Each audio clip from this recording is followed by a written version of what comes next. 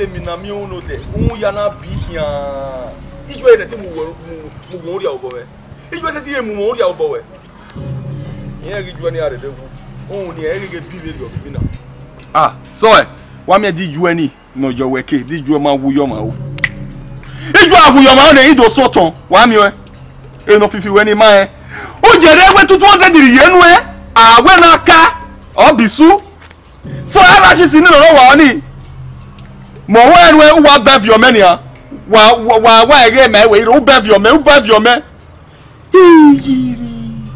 wa ka mi kai ije dan bi omori obeje a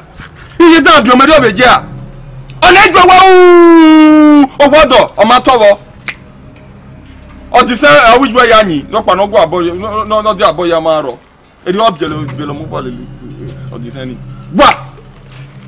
waka mi so waka mi ave do nana enjoying having fun with you. Yeah. Ọmọ yìí wọ́n sì wẹ̀ ni. Ọwọ́ alóye. Ẹ̀mí tí mo style nù wá. Like you give it style. We're changing style, you know. Don't trust me. Wait me as it's you. Wait, this time me I'm going to be Eric Oku. Wow. We're trying. Let's go inside.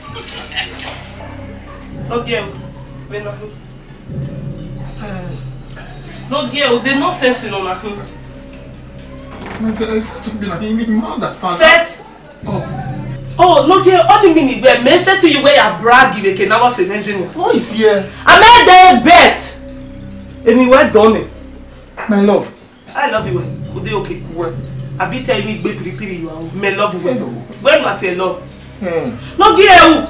Mama can not shave, but wait till me then like dead body they bed. Eh oh? This time my mum when you go na me there first. No, nah, baby. Oh, me to look at the bed when you were ni safwa. What on? Ni ka bu ne ano girl. Ware. Ile tama ugbeso no girl were na me mere. Ugbe ikele moto ya re ode. Wa when you